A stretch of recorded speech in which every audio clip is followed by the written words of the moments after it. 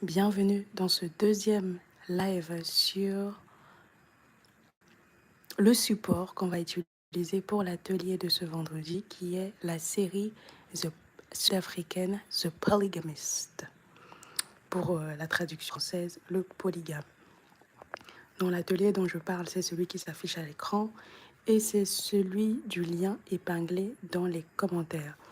Donc je suis en train de revoir les images en même temps que j'ai envie de vous parler car je pense qu'il y a des trucs qui vont me revenir à l'esprit au deuxième visionnage parce que vraiment j'ai eu l'idée de faire cet atelier dès le premier visionnage car j'ai regardé la série en moins de 18 heures. Quand je dis souvent, comme si ma vie en dépendait, comme je vous l'ai dit hier. Donc, pour ceux qui n'ont pas regardé, ce n'est pas grave. Pour participer à l'atelier, franchement, ce n'est pas nécessaire d'avoir regardé la série en elle-même. Je trouve que ChatGPT fait de très bons résumés. Pareil pour les résumés Internet. Voilà, ils sont assez clairs sur ce qui se passe et tout. Et surtout, je pense que c'est intéressant de regarder les réactions à la série, car finalement, ça vous apprend pas mal de choses sur comment les gens ont réagi par rapport au contenu euh, en lui-même. Enfin, du moins, moi, c'est ce qui m'a le plus intéressé en tant qu'analyste, et c'est ce qui m'a donné envie de faire cet atelier, car d'abord, je voulais juste vérifier si les gens ont compris la même chose que moi en regardant la série. Et sans surprise, je me suis rendu compte que pas du tout. Mais j'espérais au moins qu'il y ait quelqu'un quelque part qui a compris et qui va analyser ça même en privé et en faisant payer les gens. Mais j'ai l'impression que non. Et donc voilà. Et aussi, il y a toute une partie du public qui boycotte la série parce que voilà, il y a tout ce mouvement autour des femmes noires qui vivent la soft life et tout.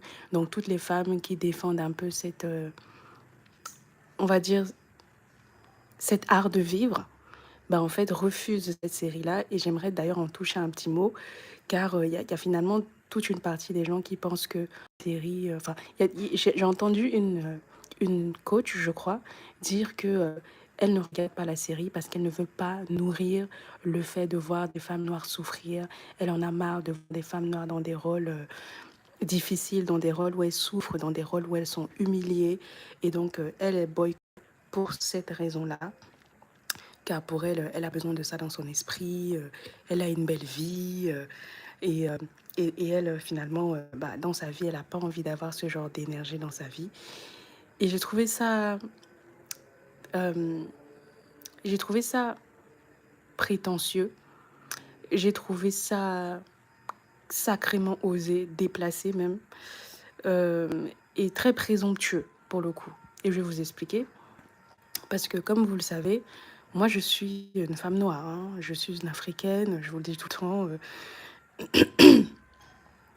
Je suis une femme noire et en fait, quand j'entends ce genre de choses, déjà, moi, je souffle parce que je me dis, bon, peut-être que quand elle parle de ça, elle s'adresse à d'autres communautés de personnes. Mais moi, franchement, j'ai pas du tout regardé cette série parce que j'aime voir la femme noire souffrir ou quoi que ce soit. Déjà, j'ai regardé parce que c'est une série africaine. On m'a dit que c'est une série africaine qui est devenue série numéro un dans les pays africains et les pays occidentaux. Donc moi, déjà rien que pour ça, j'allais regarder au moins un épisode. Enfin, pour moi, c'est rare en fait qu'on ait des événements comme ça. Donc déjà, moi, c'était purement par curiosité. Et ensuite, quand je traînais sur Twitter, Thread, l'application Instagram là, je traînais aussi sur YouTube, sur Internet. À chaque fois, je voyais le visage de Jonassi et je me disais, mais pourquoi on n'arrête pas de me montrer ce mec-là? Donc il y avait aussi ce truc-là. Et je voyais la série, ça s'appelait The Polygamist. Bon, le titre m'a rien évoqué en soi. Je vais vous expliquer un peu pourquoi est-ce que je parle. Je pense que la série ne parle pas de polygamie dans un instant. Mais je veux dire, j'arrêtais pas de le voir. Je voyais des hommes qui rigolaient, qui disaient que waouh, le mec, il a dévoilé les stratégies des hommes, qui sont fâchés, que ça se passe comme ça. Et en fait, je me suis dit, ok, bon, il faudrait que j'aille voir. Et donc vraiment, y a personne qui m'a forcé, poussé à regarder la série. C'était vraiment purement de la curiosité. Et puis j'ai adoré le premier épisode parce que déjà les personnages sont très beaux. J'ai dit dans le précédent live, j'ai voulu souligner vraiment la beauté des personnages féminins et aussi le contraste avec les personnages masculins. Mais aussi, bah voilà, c'est une intrigue et tout. Enfin, moi, je regarde la série, quoi. Enfin, et en fait, quand j'entends ce genre de commentaires, je me dis, mais quel culot, quoi. Enfin, donc tu veux dire que... En fait, ce qui est étrange, c'est que c'est une coach, c'est pas un règlement de compte, j'ai juste envie de le dire et on va passer à autre chose. Mais c'est vraiment, c'est le genre de personne qui dit que tous les noirs ne se ressemblent pas, tous les noirs ne sont pas un bloc de moutons, ce genre de truc. Et puis elle finit quand même par dire, oui, mais les personnes qui regardent ça, en gros, moi je nourris pas ce genre d'énergie, je nourris pas ce genre de contenu. Bah, ça veut dire implicitement que nous qui regardons ça, bah, nous, on est pour voir la femme noire souffrir, etc. Tout. Et je trouve ça hyper osé. Parce que vous savez que j'adore pointer les incohérences chez les gens. Je le fais avec les astrologues et ben je le fais aussi avec tout le monde en fait. C'est vraiment quelque chose qui est très important pour moi, c'est d'être cohérente et d'être intègre. Et donc quand j'entends ça, je me dis mais quel culot en fait. Parce qu'il y a plein de raisons de regarder une série. Déjà, c'est du cinéma. Est-ce qu'on peut commencer par le début? C'est une œuvre cinématographique, c'est de l'art.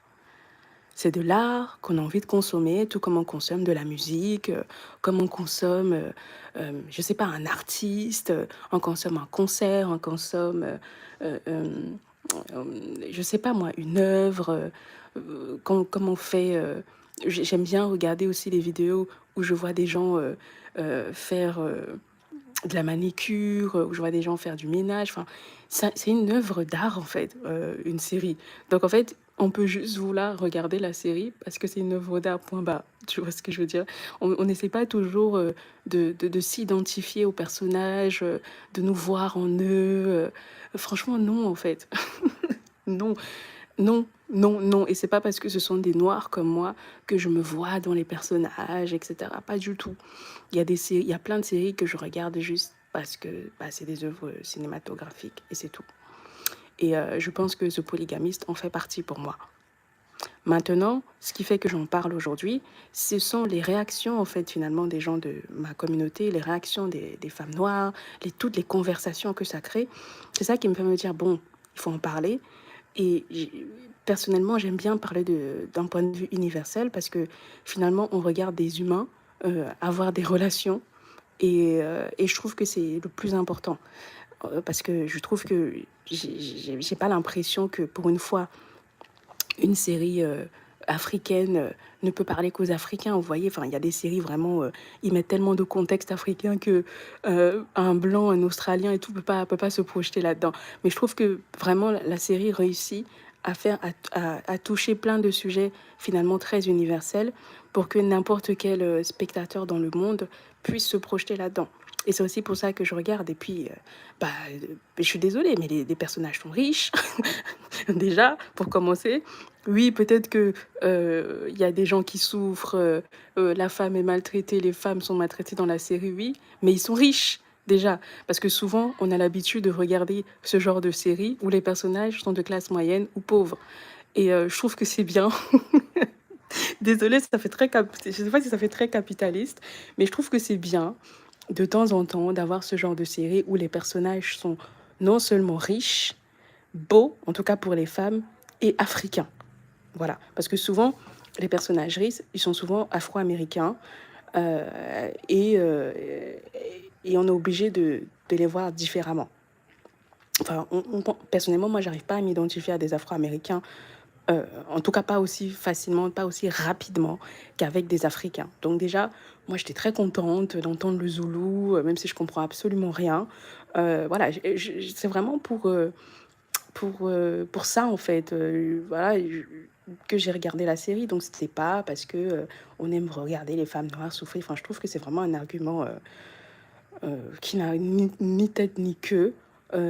Surtout que ben, y a beaucoup de noirs qui regardent ça. Je peux comprendre si ça s'applique uniquement à des blancs, euh, mais en fait, la série a eu du succès dans beaucoup de pays africains, à Mayotte en particulier. Et Mayotte, c'est un pays, enfin, c'est une île plutôt où il y a beaucoup de noirs africains. Je sais pas s'ils se considèrent comme africains, mais bon, voilà. Donc, c'est pas.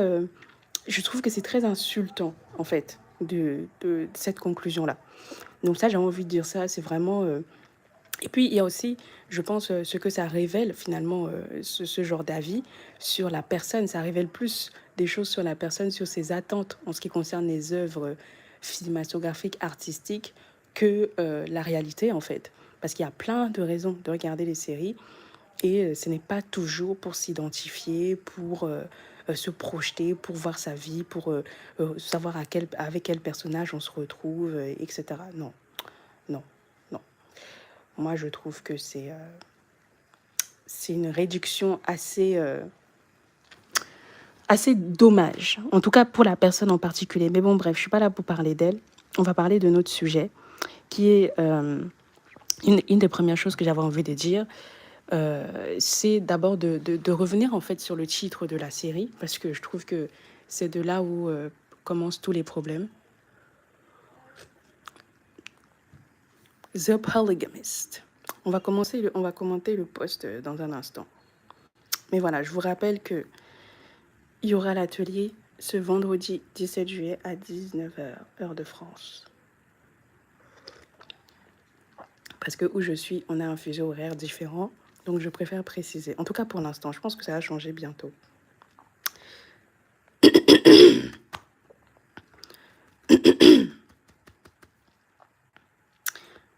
Je vous mets ce post-là que j'ai trouvé sur Instagram. Je pense que c'est l'un des posts les plus célèbres que j'ai trouvé sur la série.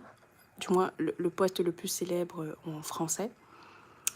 Et j'ai même beaucoup aimé cette scène avec Mpoumé et Matipa. Elle est incroyable, Matipa. Même Mpoumé, là, oh là là, qu'est-ce qu'elles sont belles, ces femmes. Je m'en remets toujours pas. Hein. En fait, je suis capable de regarder la série en muet juste pour les personnages féminins. C'est pour vous dire que moi, je les trouve incroyables. Incroyables. Vraiment, trop contente. je vais plus regarder les séries sud-africaines maintenant parce que j'ai bien aimé comment ils sont tous habillés. Enfin, vraiment, ils ont fait un très bon boulot. Mais bon, bref. La série s'appelle donc The Polygamist. Et je pense que c'est important de se demander, est-ce que la série parle vraiment de polygamie? Et je suis tombée sur ce post d'une... je ne sais même pas exactement ce que fait cette dame. Je ne la connais pas, je ne suis pas fan d'elle, on n'a aucun lien. C'est juste que voilà, je n'ai pas eu le temps d'effacer son nom, mais elle et moi, on n'a aucun lien. C'est juste que j'ai trouvé son post intéressant, qui a fait beaucoup réagir. Et il y a d'ailleurs un commentaire qu'on va étudier un peu plus tard dans le live, sur lequel j'aimerais revenir, auquel justement, je pense que l'atelier qu'on va faire vendredi répond directement. Parce que ça concerne aussi toutes les personnes qui n'ont pas regardé la série, mais qui ont ce genre de questions, parce que finalement, moi, ce qui m'intéresse, c'est de parler des mécanismes que dévoile en fait la série. Et donc, quand on regarde le titre déjà, la personne écrit par exemple sur son post « J'ai regardé The Polygamist sur Netflix, 22 épisodes plus tard, je ne crois pas que cette série parle de polygamie.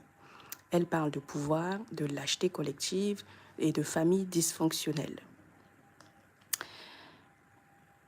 Et je suis d'accord avec la première partie de l'analyse de la personne. Effectivement, je ne pense pas que la série parle de polygamie. Et comme elle le dit, le véritable sujet, c'est le pouvoir. Ce sont pas alors la lâcheté collective et les familles dysfonctionnelles, mais je dirais plus les stratégies de l'information, les alliances et les objectifs.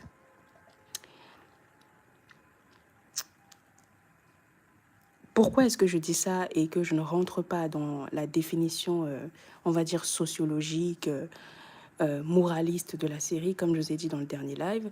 C'est parce que moi, ce qui m'intéresse dans ce genre d'œuvre, ce n'est pas la morale. Parce que la morale, c'est la chose la plus facile à obtenir d'une œuvre cinématographique. C'est la chose la plus accessible. On cherche tous des morales à tirer de ce que l'on vit. Et donc, on va dire qu'il n'y a pas besoin finalement de se fouler pour tirer une morale. Maintenant, pourquoi est-ce que je refuse particulièrement le terme lâcheté collective et famille dysfonctionnelle? euh, c'est parce que justement ça renforce cette idée que euh, on doit lire la série comme une... du moins on doit aborder la série comme une étude sociologique. Et bien que je pense que ce soit compatible avec ce que je fais, je pense que ça n'aide pas à aller jusqu'au bout de la réflexion. Parce que quand je dis par exemple que la série parle de stratégie de l'information, là je suis en train de vous parler directement des dynamiques relationnelles entre les humains. De la série, entre Jonassi et Joyce, Jonassi et Essie, Jonassi et Lindani, etc. Jonassi et sa fille, je vous parle directement des liens, en fait. Quand je parle des alliances, je vous parle de Jonassi et son frère, Jonassi et Essie, Joyce plus tard et Matipa. Je vous parle directement des dynamiques relationnelles. Parce que je trouve que c'est plus universel et ce sont des choses qui finalement transcendent The Polygamist, en fait. Parce que toutes les séries ne parlent pas de lâcheté collective ni de famille dysfonctionnelle. Mais toutes les séries, beaucoup de séries du moins, parlent d'alliance, de choix de communication, etc. Et c'est vraiment pour ça que je choisis cet angle-là. Ce n'est pas pour fuir l'aspect moral ou pour exalter des personnages problématiques. Non, c'est parce que j'ai vraiment envie que vous ayez un regard qui transcende la série. Parce que finalement, c'est ça qui permet de répondre à des questions plus existentielles, plus profondes en fait, finalement, de la vie humaine. Maintenant, je pense que le choix de la polygamie a un excellent déclencheur narratif, surtout sur un public africain, parce que c'est quelque chose qui fait partie de notre culture. Il y a d'ailleurs un très bon livre que j'ai lu il y a quelques années, je pense qu'il y a 7 ans, qui s'appelle Le procès de la polygamie de Cyril Gogo. Littéralement, ça s'écrit comme ça, Cyril Gogo, qui étudie vraiment les origines de la polygamie, pourquoi ça existe, pourquoi ça a été instauré, pourquoi c'est réservé qu'à une certaine classe de la population, etc. Donc c'est un sujet que je connais en profondeur. Et j'ai aussi lu plusieurs livres et puis j'ai parlé aux anciens et vous savez que je suis une mystique, donc voilà. On ne peut pas être astrologue africain sans être un peu mystique. Donc, si vous voulez, mais si vous voulez vraiment mettre un pied dedans de manière sérieuse et laisser les débats Internet, je vous conseille vraiment ce livre, Le procès de la polygamie, Cyril Gogo. Vous tapez ça sur Google, je pense que vous allez trouver un endroit pour l'acheter. Mais voilà, je pense que pour le public africain spécifiquement, c'est un très bon choix parce que c'est quelque chose aujourd'hui qui est qui est détourné, qui est mal usé, mal utilisé dans nos cultures par rapport à l'histoire réelle de la polygamie, qui est instrumentalisé pour provoquer certaines émotions, provoquer certaines réactions et créer directement de l'émotion. Et donc, voilà. Et aussi, il faut savoir que nous, on est dans un monde où on est ouvert à tous. Et en fait, il y a beaucoup de gens qui ont diabolisé ces systèmes, surtout les étrangers quand ils sont arrivés dans notre continent, et puis, enfin, le continent africain du moins. Et puis, on va dire on est un des seuls, une des seules régions au monde où finalement, il y a un cadre pour le fait qu'un homme puisse se permettre d'avoir plusieurs femmes. En fait, on va dire ça, parce que ça existe partout. Mais on va dire que les Africains sont les seuls qui ont vraiment cadré ça socialement, qui ont fait en sorte que ça ne soit pas un tabou, mais que ça fasse partie entière de notre système de fonctionnement. Et ça, je trouve que c'est... ça crée cette curiosité pour ce que font les Africains, naturellement. Parce que du coup, en tant qu'humain, on est toujours intéressé à savoir que font les autres, etc. On aime bien s'amuser de savoir les cultures des gens, etc. Même si c'est pour les critiquer, mais on aime bien, malgré tout, en tout cas jusqu'à un certain niveau, voir un peu, zioter, avoir un pied dans ce que font les autres, sans forcément vouloir vivre la même chose. Donc déjà, je trouve que c'est bien, en fait. Et aussi, quand on entend le mot polygame, il y a beaucoup de gens qui pensent à un homme qui a beaucoup de femmes.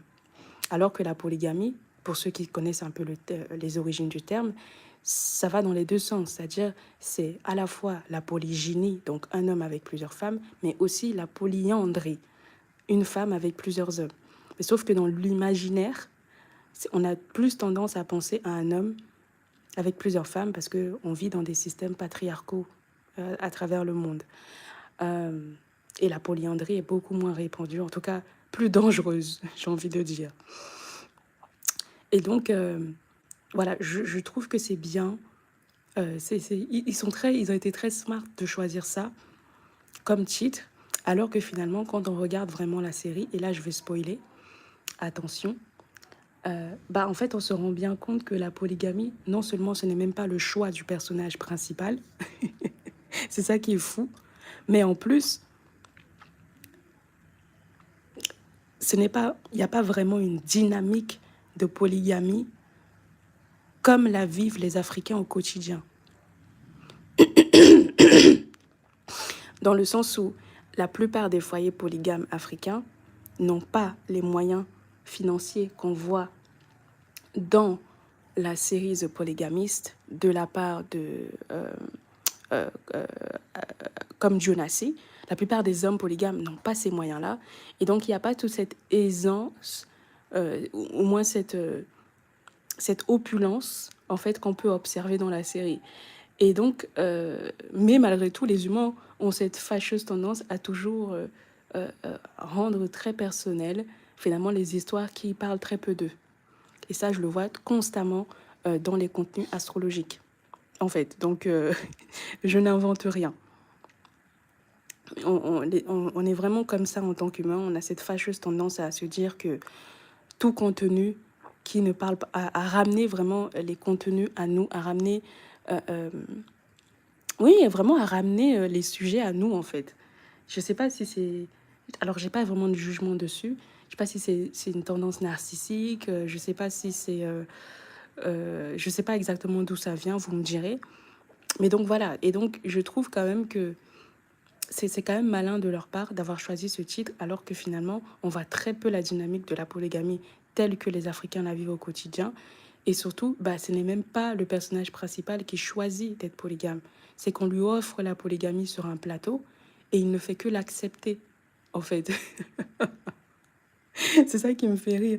Et donc, les scénaristes ont dit, tiens, comment faire passer ce titre? Parce qu'en fait, on peut même pas leur dire, oui, le titre est mensonger. Il n'est pas mensonger, parce qu'il finit par être polygame. Mais est-ce que c'est vraiment ça la situation de départ? Est-ce que c'était son choix? Est-ce qu'on on voit vraiment deux femmes cohabiter, les enfants se marcher dessus? Et tout ça, on voit vraiment la souffrance des enfants. Alors, on voit la souffrance des femmes, effectivement. Mais encore une fois, par rapport à ce que je disais même dans le dernier live, ce n'est pas la situation de polygamie qui fait souffrir ces femmes. Ou qui fait même que Jonassi finit par être supprimé. C'est même pas ça. C'est beaucoup plus basique que ça. Beaucoup plus simple que ça. En fait. Et c'est une des choses dont j'aimerais particulièrement parler dans l'atelier qu'on va faire, l'armatipien de Dionassier, c'est que finalement, Dionassier a des limites. Et c'est pour ça qu'il se fait supprimer à la fin. Et ça n'a rien à voir avec le fait qu'il soit polygame, au contraire, en fait. Parce que la personne qui le supprime, c'est la personne qui lui a proposé la polygamie. Donc si ce n'était que ça, c'est même pas ça qui fait qu'on en arrive là, qu'on en arrive au drame. Voilà.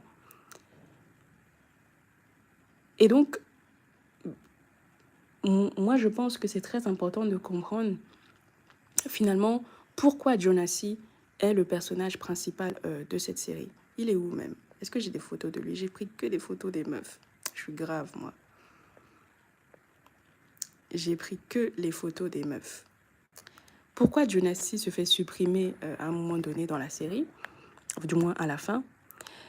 Moi, j'ai vraiment l'impression que les gens sont restés sur le fait qu'on voit un homme manipuler, gérer, naviguer entre plusieurs femmes qui souffrent. Et tout le monde est resté bloqué donc sur la polygamie. Et on réduit Jonassi à cette caricature. Et moi, j'ai envie de vous dire un truc qui va peut-être vous choquer. Vous allez probablement pas être d'accord avec moi. Mais je pense que Jonassi n'est pas un chaud lapin.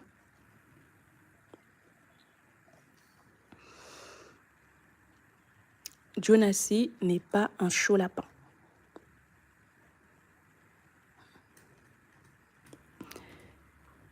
Vous allez me dire, mais qu'est-ce que tu racontes? Mais qu'est-ce que tu racontes, Ghislaine? Tu dis des bêtises, on le voit niquer tout le monde dans la série et tout, mais tu racontes n'importe quoi. Il faut quoi pour être un chaud lapin? Bah, je vais vous dire. Le fait que beaucoup de gens soient concentrés sur le fait qu'il aime les femmes, pour moi, c'est une lecture qui est beaucoup trop courte. Et aussi le fait qu'on dise qu'il soit manipulateur, etc.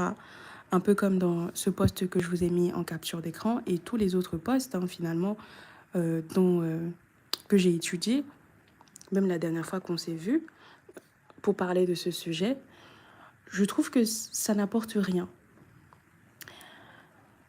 Moi, ce dont j'ai envie qu'on parle, ou du moins ce que j'ai envie de préciser, c'est que finalement, il y a quand même une différence que j'aimerais souligner tout de suite entre condamner un comportement et comprendre une stratégie. Et c'est ce que j'appelle Jonassier. C'est pour ça que l'atelier s'appelle l'art matipien de Jonassier.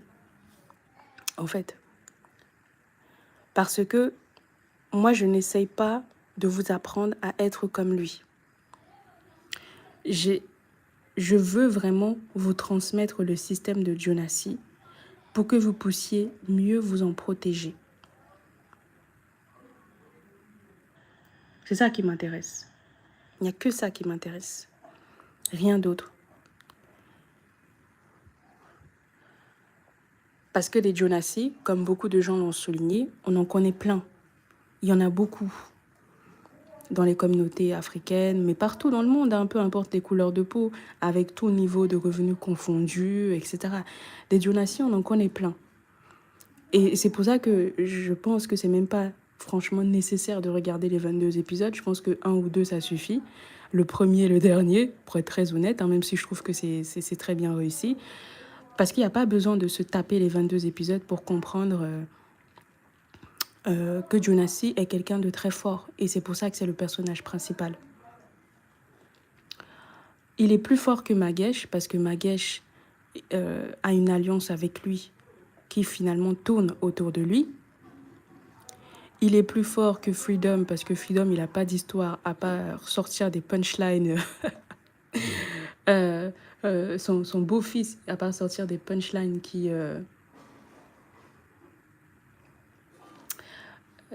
restaient dans les annales. Vous voyez, il est plus intéressant que Menzi, qui va probablement être le sujet de la saison 2. Quelle horreur. Oh là là, je sens que je vais mourir. Parce qu'en fait, c'est quelqu'un qui, comme je l'avais dit, est capable de créer des dynamiques relationnelles assez complexes, alors qu'au départ, c'était censé être des relations très simples à comprendre. Et c'est d'ailleurs ça qui fait que peu de gens, des gens n'arrivent pas à le quitter aussi facilement. Les gens n'arrivent pas à lui claquer la porte aussi facilement au nez et à lui dire non. Et ce n'est même pas l'argent. C'est parce que Jonassi a l'art que beaucoup d'hommes ont de savoir à la fois cumuler des défauts qui sont difficiles à accepter, mais d'avoir aussi énormément de qualités et d'avoir nourri la relation suffisamment profondément, d'avoir créé un impact suffisamment fort chez autrui pour qu'on ne puisse pas le balayer et penser qu'on peut le remplacer sur un claquement de doigts. Et c'est de ça dont souffrent tous les personnages de la vie de Jonassi. Même sa fille qui finit par quitter le foyer familial, que beaucoup de gens saluent, elle-même, elle revient et elle lui pardonne et elle s'occupe de lui. C'est parce que c'est quelqu'un qui ne laisse pas indifférent. Et le pire, c'est que vous vous rendez même pas compte, mais à aucun moment dans cette série, on a vu Jonassi draguer une femme. Hein. Je ne sais pas si vous en êtes rendu compte. Et c'est pour ça qu'il vous dit que Jonassi, ce n'est pas un chaud lapin. Parce que toutes les occasions sexuelles qu'il a eues dans cette série se sont présentées à lui.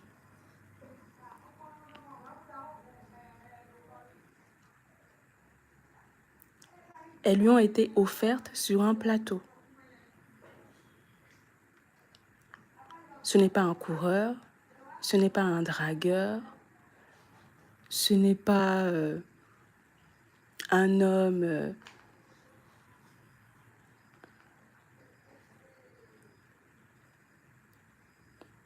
à petite, comme on dit. Non, non. Remarquez bien comment est-ce que chaque relation sexuelle, hors celle avec sa femme, entre dans sa vie. Et ça vous dit déjà beaucoup sur le personnage. Et on va développer ça dans l'atelier, en fait. Parce que c'est là que repose tout l'art de Jonassi, en fait. Et c'est d'ailleurs pour ça que c'est un personnage que vous détestez autant. Parce que c'est justement le genre de personne qui est capable de faire beaucoup de mal sans que vous puissiez totalement lui en vouloir. Et vous regardez aussi dans le miroir et vous dire, putain, moi aussi je suis pas totalement innocente. Et c'est d'ailleurs ce qui arrive à Matipa. Et c'est pour ça que c'est le personnage qui m'intéresse le plus. Car Jonassi, c'est vrai que c'est le personnage principal. C'est lui qui prend le plus de temps à l'écran, etc. Mais mon atelier se concentre plus sur Matipa, notre chère maîtresse élue grande sorcière de la série. Selon Internet, ça m'a trop fait rire. Franchement, c'était très drôle ce classement-là. Vous êtes vraiment drôle sur Internet. Hein. Pourquoi est-ce que l'atelier va beaucoup se concentrer sur Matipa et sur aucune autre femme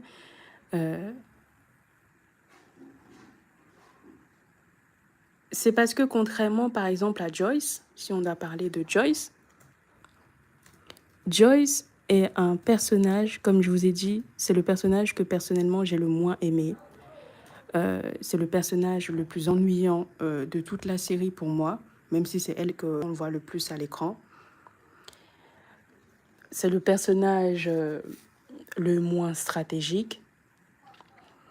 Le personnage qui représente aussi énormément de femmes, dans les bons comme dans les mauvais côtés. Et personnellement, c'est le personnage qui m'irrite le plus. Vous voyez? Vraiment. Parce que, comme je vous avais dit, et on va développer ça avec Joyce, Joyce, elle a beaucoup de force. Elle a beaucoup de force, elle a beaucoup d'atouts, elle a beaucoup de ressources, elle a beaucoup d'aide, elle a beaucoup de gens qui servent ses objectifs, qui servent son écosystème, et vous les voyez les utiliser hein, dans la série et tout. Mais Joyce, elle a un problème plus fondamental que le simple fait d'avoir été trompée. Que le simple fait d'avoir été même humiliée, d'avoir été bafouée, etc. Par son mari, d'avoir pris une deuxième femme, etc. Joyce, elle a vraiment un problème plus profond qui n'est même pas, je pense, lié à Jonassi. Et je pense que ça aurait été intéressant narrativement de la voir avec un autre homme que Jonassi dans la série pour que vous compreniez mieux ce que je veux dire par là. Parce que finalement, de toutes les femmes qu'on a eues, c'est la seule femme qui n'a qu'un seul homme.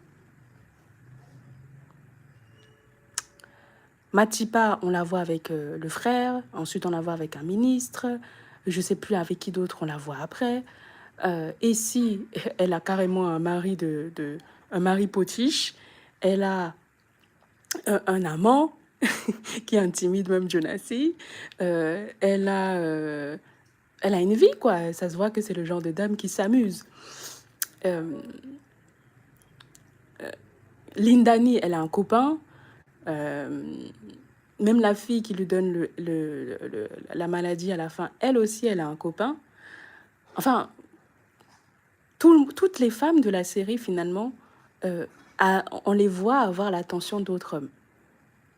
Alors que Joyce, c'est la seule femme que vous ne voyez pas avoir l'attention d'autres hommes. Pourtant, elle n'est pas moins belle que les autres, hein. Regardez-la.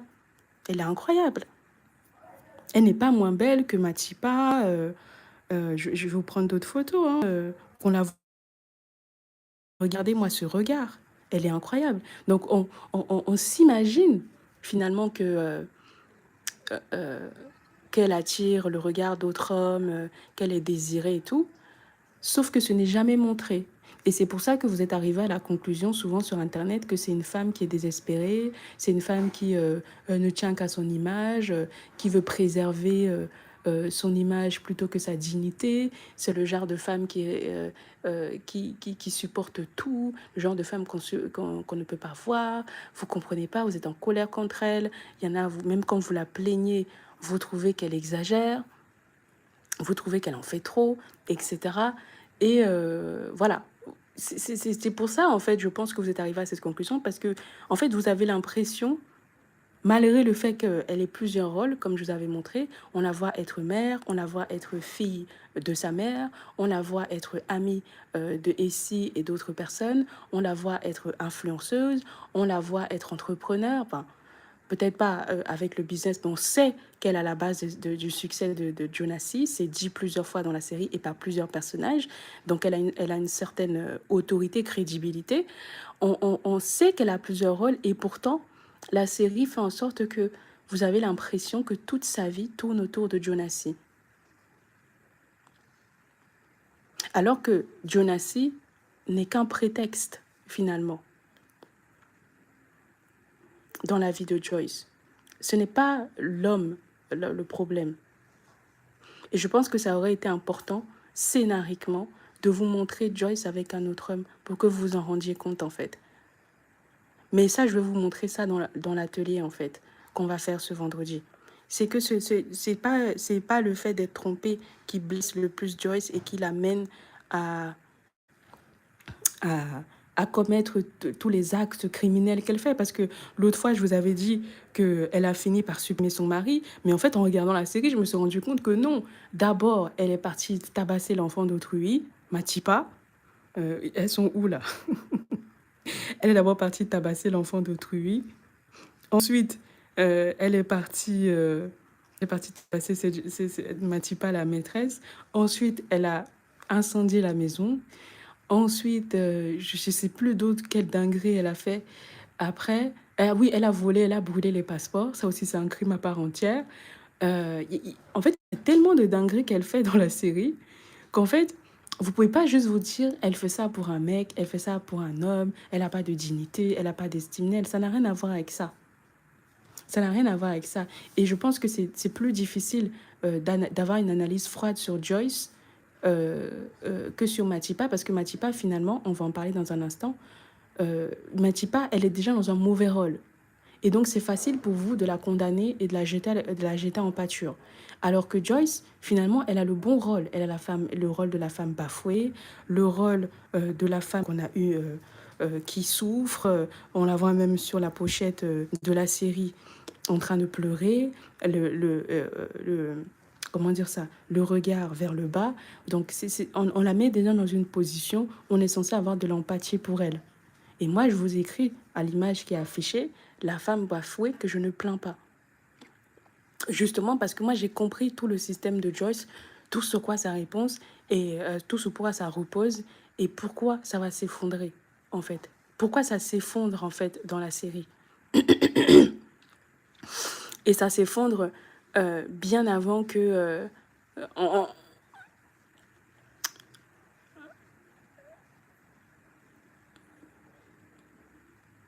Matipa devienne sa coépouse, en fait. Et ça, j'ai pas l'impression que qui que ce soit l'a remarqué. C'est pour ça qu'on doit faire un atelier dessus. Le système de Joyce s'effondre. Le système de Joyce s'effondre au fur et à mesure de la série. Mais c'est quand même quelqu'un qui a un système qui n'est qui est fragile,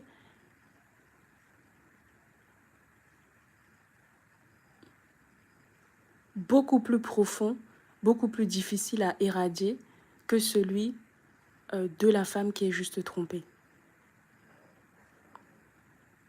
Parce que Joyce, elle part d'un postulat que elle n'est pas le genre de femme à qui ça doit arriver ce genre de choses. Et je vais vous développer un peu ça dans la masterclass. Parce que si je le dis sur Internet, vous allez me détester. Parce qu'il y a plein de Joyce dans la vie.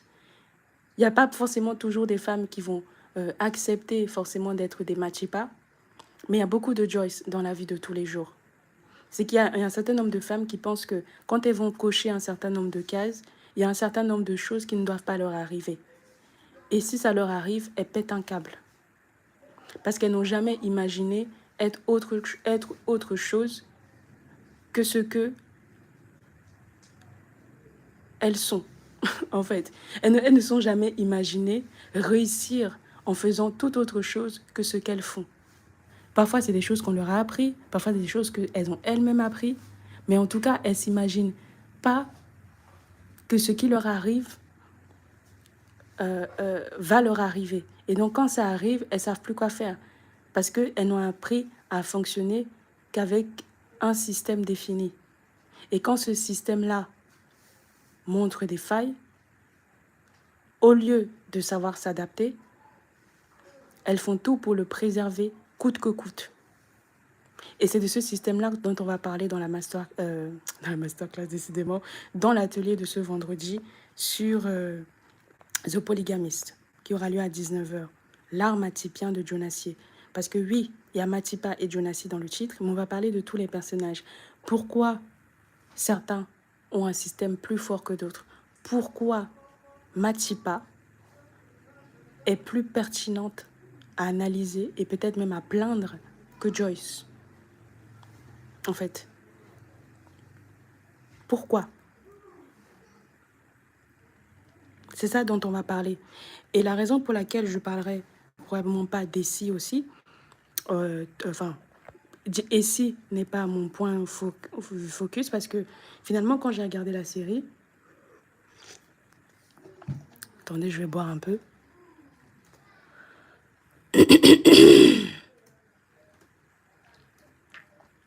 Seigneur.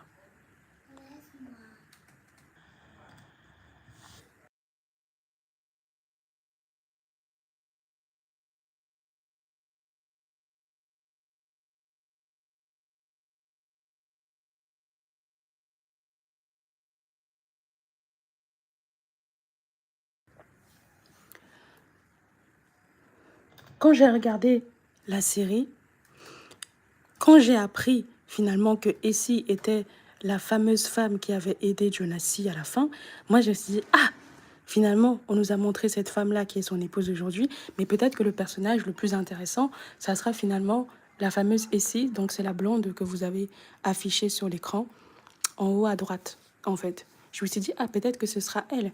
Et effectivement, on la voit être la complice de Jonassi au départ. Elle est, je pense, plus âgée que lui.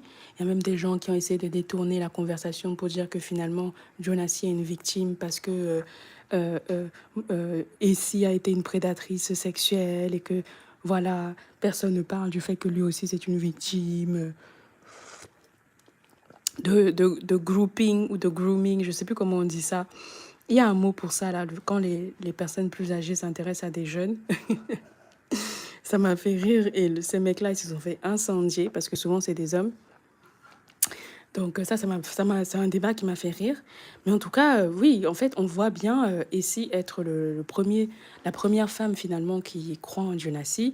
En fait, qui le voit tel qu'il est dans la jeunesse, etc. Parce qu'il y a beaucoup de femmes...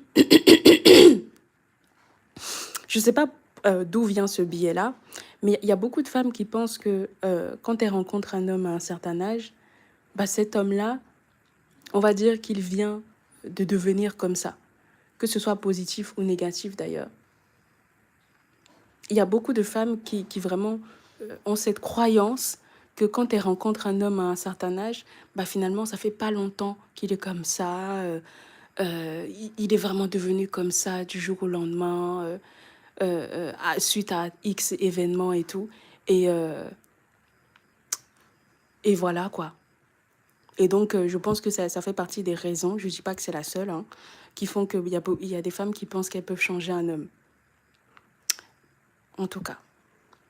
Ça, c'est quelque chose que j'avais besoin de dire déjà. Mais, en tout cas, on voit ici qui connaît vraiment le Jonassi, en fait. Jonassi jeune, on ne le voit pas enfant. On le voit, enfin, si on le voit enfant à un moment donné, adolescent plutôt, mais on le voit jeune, on le voit essayer de construire sa vie. On la voit lui donner ses économies. Hein. Elle est coiffeuse et elle réunit tout l'argent de ses prestations pour lui donner pour qu'il aille à l'université. Donc là, je me dis, waouh, attention. Et en fait, quand on regarde les commentaires, et c'est là que je me dis que vraiment Internet, niveau d'analyse zéro pointé, bah, tout le monde parle du fait que oui, c'est un homme qui est obsédé par le sexe, c'est un homme qui ne pense que à enfiler le plus de meufs possible, il est addict sexuel, etc. Et en fait, je me rends compte en regardant ça que, bah, enfin, quand je vois ça, cette scène-là, je me dis non, vous avez pas regardé la même série en fait. Parce que une des premières choses que ce mec-là prend chez une femme, ce n'est pas son cul en fait. Oui, il y a beaucoup de scènes de cul, ça c'est vrai, mais c'est pas le truc, la première chose qu'il prend chez une femme. Ce n'est même pas ça. Et là, je vous donne déjà un aperçu de l'atelier en fait. Ça fait partie de toutes les stratégies que Jonassi met en place. En fait, ça n'a rien à voir. Enfin, l'argent, ou plutôt le sexe, c'est juste une conséquence bonus à un certain moment. Mais les premières scènes où on voit Jonassi jeune, c'est pas le sexe en fait qui motive le plus cet homme-là. Et c'est pour ça que je vous ai dit plutôt que ce n'est pas un chaud lapin. C'est vraiment, il faut vraiment regarder qu'est-ce qu'il a apporté à Essie et qu'est-ce qu'il a donné à Essie en fait et pourquoi elle reste là. Et je pense que les raisons sont bien expliquées quand ils font les rétrospectives sur sa jeunesse, en fait, avec elle. Comment les choses se sont enchaînées et qu'est-ce que Essie elle-même, elle voulait, qui a fait en sorte que elle soit aussi attachée à Jonassi. Parce que moi, j'adore ces conversations où on essaie de faire croire aux femmes que... ou du moins, on amène les femmes à croire, à se dire que les hommes ne doivent pas être le centre de leur vie et qu'ils doivent avoir leur propre centre d'intérêt, leur propre personnalité. Mais j'ai pas l'impression que vous avez même compris quelle est la vraie personnalité de Essie, en fait. Et qui fait que elle est... J'ai pas l'impression. Et aussi, pourquoi est-ce que je vais pas trop parler de Lindani? Parce que Lindani, c'est la relation la plus politiquement incorrecte, on va dire, de toute la série. Personnellement, c'est celle où j'ai eu le plus de mal à regarder, personnellement. Donc, c'est pas parce que je suis une stratège que quand je vois des relations problématiques, je ne sais pas, m'offusquer, pas du tout. Moi, c'est une relation qui m'a vraiment dérangée. Je dirais pas choquée parce que je suis pas choquée par ce genre de choses. Il y a tellement d'hommes qui font ça tous les jours. Il y en a plein dans ma famille, il y en a plein dans mon cercle professionnel et tout. Donc franchement, c'est pas le genre de truc qui me choque, mais j'ai pas envie de voir ça à l'écran, vous voyez. Je sais qu'il y a plein d'hommes qui se touchent dessus dans leur contenu P, là, mais c'est pas ce que j'ai envie de voir. Mais malheureusement, quand il y a dans les milieux de l'argent et tout, c'est souvent des trucs euh, qui sont très courants. Et donc, la petite Lindani, finalement, euh, bah, elle arrive un peu, je dirais,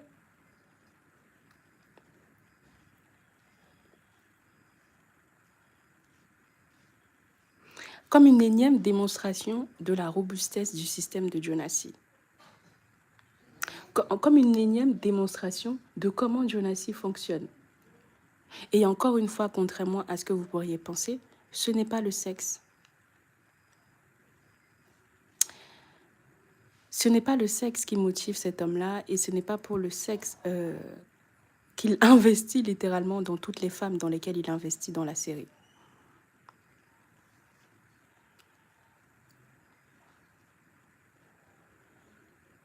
Et je trouve que la petite Lindani, elle a eu le meilleur exemple pour expliquer ce que je vous disais plus tôt, que Jonassi, ce n'est pas un coureur, ce n'est pas un homme qui drague, ce n'est pas un homme qui va chercher les femmes. C'est un homme qui, finalement, profite de ce que on lui donne, de ce qui est accessible à lui. C'est un homme qui prend très peu de risques sexuellement, contrairement à ce que vous pourriez penser, même s'il finit avec une IST. Mais demandez-vous aussi comment l'IST l'a trouvé. Est-ce qu'il est parti la chercher quelque part?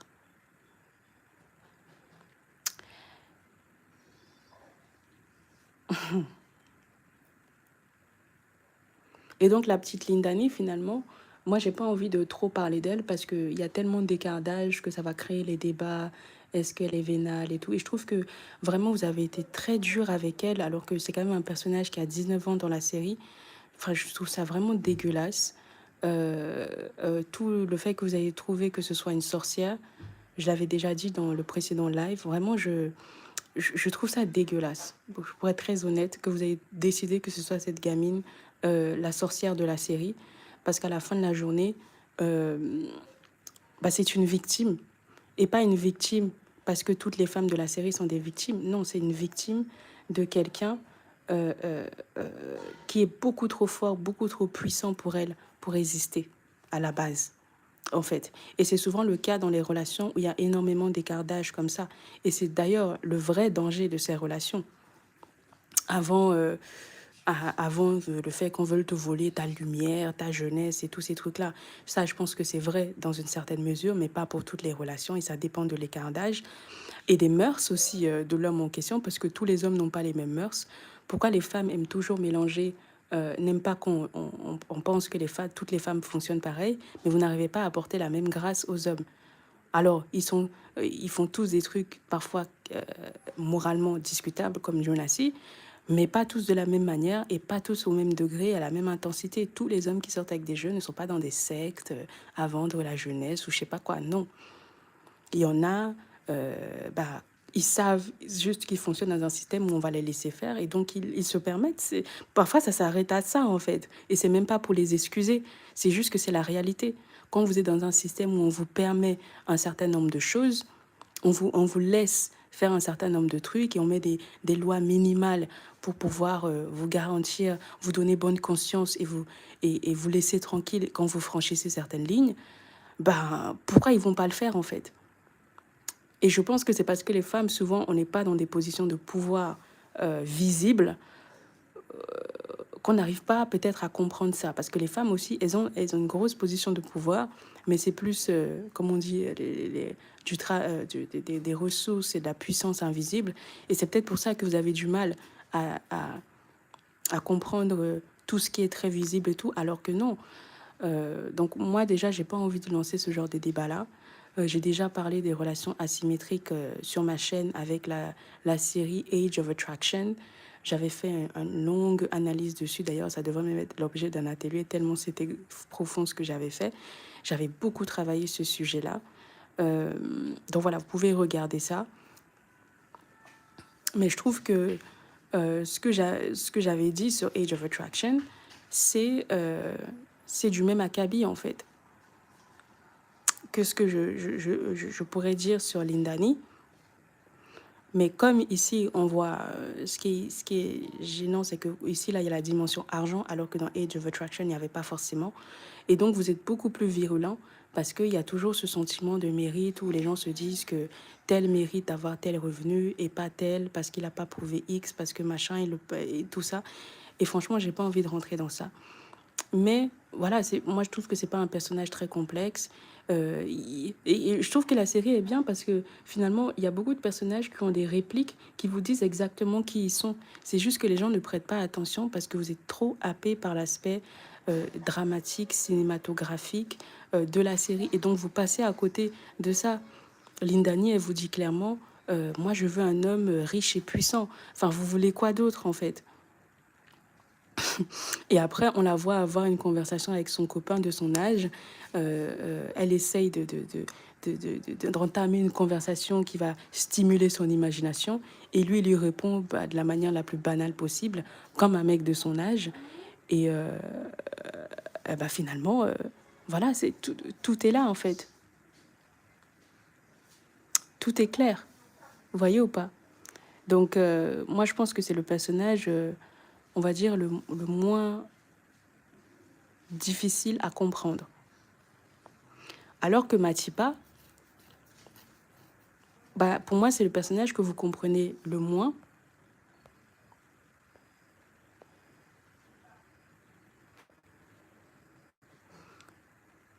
Pour moi, Matipa, c'est le personnage que vous comprenez le moins parce que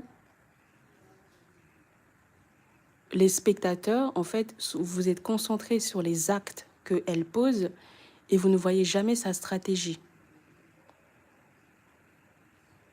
En fait, vous êtes concentré sur le rôle qu'elle tient, sur comment elle affecte les autres personnages, et notamment le foyer de Jonassi, et pas sur sa stratégie. Et c'est précisément pour cette raison que l'atelier ne s'appelle pas finalement comprendre Jonassi, mais l'art matipien de Jonassier, en fait. C'est pour ça qu'il y a ce titre-là.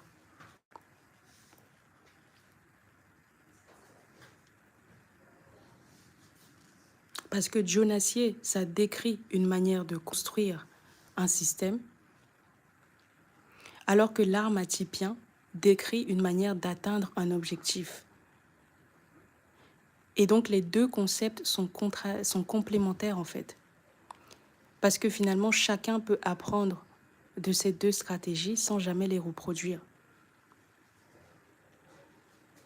Et si vous voulez, il y a encore une question qu'on me pose souvent, c'est finalement... ou plutôt, il y a une question que certaines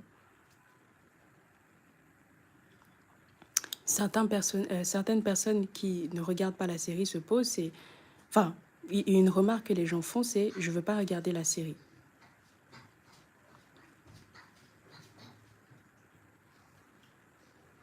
Vous voyez? Je sais qu'il y a des gens, vous n'avez pas regardé cette série, je vous ai fait un sondage, je pense que c'était hier. Il y a des gens, vous n'avez pas regardé la série. Mais vous avez déjà un avis dessus. Et moi, je suis toujours fascinée par ce genre de méthode. C'est-à-dire que vous avez des avis sur des trucs que vous ne connaissez même pas. Et en fait, personne ne va vous forcer à regarder la série. Vous êtes des adultes et libres et tout. Mais en fait, moi, je pense que c'est très important de distinguer le fait de refuser de regarder une série et d'analyser son contenu. Parce qu'en fait, comme je vous ai dit plutôt, en 3 ou 4 contenus, vous comprenez déjà, en 3 ou 4 épisodes, franchement, vous comprenez déjà les mécanismes qui seront étudiés dans l'atelier. Parce que moi, ce que je vais vous décrire, ça transcende totalement la série. C'est juste que la série va nous servir de support. Mais j'ai pas envie que vous deveniez des spécialistes de polygamistes. Hein. Parce qu'on ne va pas parler de polygamie, on ne va pas faire de débat moral. Je pense qu'on peut largement bien le faire sur YouTube. Il y a déjà plein de vidéos qu'on vous a fait depuis le temps que c'est sorti. Ça fait déjà 1 mois à ce stade. Je ne vais pas défendre Jonassi, encore une fois, je le répète. Et ce ne sera pas non plus un procès contre Joyce, même si je vous ai dit que j'aime pas ce personnage, ni Essie, ni pour glorifier Matipa. Ça sera un atelier sur les stratégies humaines. Et d'ailleurs, j'ai envie de vous parler d'un commentaire qui m'a beaucoup intéressé sous le post que je vous ai montré tout à l'heure, le post le plus célèbre en français sur la série. Donc le commentaire indique « Merci pour cette analyse pointilleuse que vous avez pris le temps de nous partager. Pour ma part, je ne prévois pas de la regarder, ni maintenant ni après la hype. En plus de toutes les analyses que j'ai pu lire, je considère que ce type de série est un énième traumatisme dont nous devrions nous passer. Les schémas présentés dans la série, nous les connaissons toutes. Ce n'est ni plus ni moins que la torture sous couvert de divertissement. Surtout quand on a vécu soi-même de tels abus ou qu'on les a vus traverser la vie de nos proches. Je ne trouve rien de cathartique à remettre une pièce dans la machine. L'autre chose qui m'interpelle, ce sont les sentiments du spectateur après le visionnage. Souvent, c'est le même cycle, choc, indignation, débat, oubli. Mais concrètement, qu'est-ce qu'on en fait? Comment est-ce qu'en tant que troisième regard, celui de l'extérieur, on nous apprend à réagir? Je parle de ce regard qui n'est ni celui de la victime, ni celui du dominant, celui du voisin qui admire, celui de l'ami qui envie, du proche qui ferme les yeux, du camarade qui participe à entretenir la façade. Comment est-ce qu'on apprend à reconnaître les signes, détecter les anomalies, nommer les mécanismes et les dénoncer? C'est peut-être illusoire de ma part, mais je commence à être de plus en plus agacée par ces séries qui instrumentalisent les logiques de domination pour vendre du divertissement aux femmes qui en sont pourtant les premières cibles. Parce qu'au fond, qui regarde réellement ce type de série?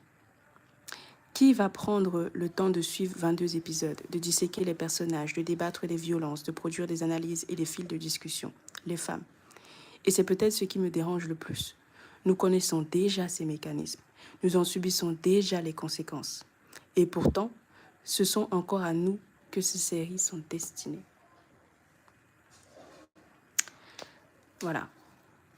Moi, j'ai trouvé ce commentaire incroyable parce que bien que la personne explique qu'elle n'a pas regardé la série et personne ne va la forcer, la personne explique parfaitement pourquoi j'ai créé l'atelier sans même qu'on se connaisse en fait. Comme je vous ai dit, vous avez le post, si vous allez regarder le post sur Instagram, vous allez tomber dessus. Ce n'est pas moi qui l'ai écrit. Pour précision. Moi, je trouve ça excellent en fait.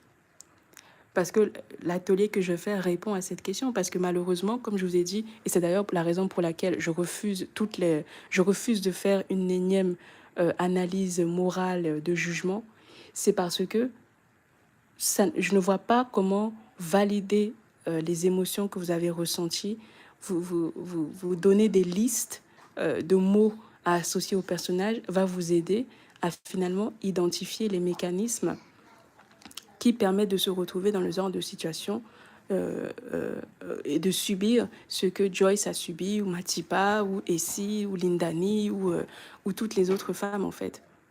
Je ne vois pas. En fait. Je ne vois pas comment ça va vous aider. En fait. Parce que The Polygamist, pour moi, c'est simplement un laboratoire qui nous permet d'observer, en fait, les dynamiques humaines, les stratégies humaines. Et pour moi, l'objectif est que vous puissiez ensuite reconnaître ces mécanismes dans vos propres vies. Parce que comme beaucoup de gens l'ont dit, Jonassi, c'est un personnage qu'on connaît. Les Matipa, on en connaît beaucoup, qui ne sont pas forcément maîtresses, mais qui vivent exactement la même chose, parfois en étant mariées, en couple, légitimement, paxés aujourd'hui. Les Essie, on en connaît aussi. Les Joyce, on en connaît aussi. Les Lindani, moi, j'en étais une, j'ai envie de dire. Même si moi, j'ai pas eu à m'occuper de quelqu'un qui se chiait dessus, par contre. J'ai jamais été là pour cette étape. Donc, on connaît tous ces personnages-là. Mais maintenant, moi, la question qui est importante, c'est finalement comment ces gens-là pensent, comment entrer dans la tête de chacun de ces personnages et comment faire en sorte que peu importe qui vous soyez, vous puissiez vous en sortir dans la vie. Et comment bâtir des systèmes qui tiennent longtemps, qui vous servent d'abord à vous, surtout en tant que femme, et qui, si possible, ne font pas du mal à autrui volontairement, contrairement à ce que Jonassi a fait. Moi, c'est ça que je vais vous apprendre. C'est de la stratégie. Et ça ne va pas vous rendre moins sensible, moins amoureuse ou quoi que ce soit. Ça va juste vous rendre, comment dire ça, plus apte à rebondir, peu importe ce qui vous arrive, comme Matipa. Et c'est pour ça que c'est le personnage sur lequel va se concentrer l'atelier, en fait. C'est parce que Matipa, elle a une vraie évolution dans la série. Elle rentre en voulant quelque chose, elle s'adapte quand elle se rend compte que ce qu'elle va avoir, elle ne peut pas l'avoir, elle ne force pas, elle ne supplie pas, elle ne, elle ne s'humilie pas, elle avance. Puis elle recule, puis elle avance encore, puis elle recule encore. Mais voilà, c'est quelqu'un qui finit toujours par retomber sur ses pattes. Parce que son système de pensée, il est solide. Et moi, c'est ce que je veux que vous ayez. Donc, je vous attends vendredi 17 juillet pour l'atelier. Vous pouvez le réserver en cliquant sur le lien qui est en description, en allant sur mon site. Voilà, vous avez jusqu'à vendredi 18h, non, 18h50 pour réserver. Et après, bah, il va falloir faire l'atelier, hein. Après, vous pourrez toujours nous rejoindre pendant que je serai en live. De toute façon, si vous payez, quand vous payez, vous avez le lien directement qui va vous être envoyé par email. C'est automatique. Et vous allez pouvoir cliquer dessus pour venir participer. Comme ça, vous allez pouvoir poser toutes vos questions en live. Parce que vous pourrez rattraper, hein, mais je trouve que c'est beaucoup plus marrant de participer en live. Et on pourra discuter de tous les personnages et de chacune de leurs stratégies, en fait. Un peu comme on l'a fait dans la masterclass sous-estimée, en fait, où je vais vous montrer finalement quelles sont les qualités, les forces, les ressources et la valeur, en fait, ajoutée de chacun des personnages et pourquoi, finalement, ils arrivent à aller aussi loin. Pourquoi Matipa n'est pas une énième belle femme qui essaie de rencontrer un patron, qui se fait baiser et qui se fait jeter? Pourquoi on l'épouse elle, par exemple? Parce que des femmes comme elle, comme l'a dit la secrétaire de Jonassi, il y en a eu plein avant. Pourquoi Jonassi, un mec qui sort des bidonvilles et qui avait une vie tracée dans un gang, finit par devenir multimillionnaire?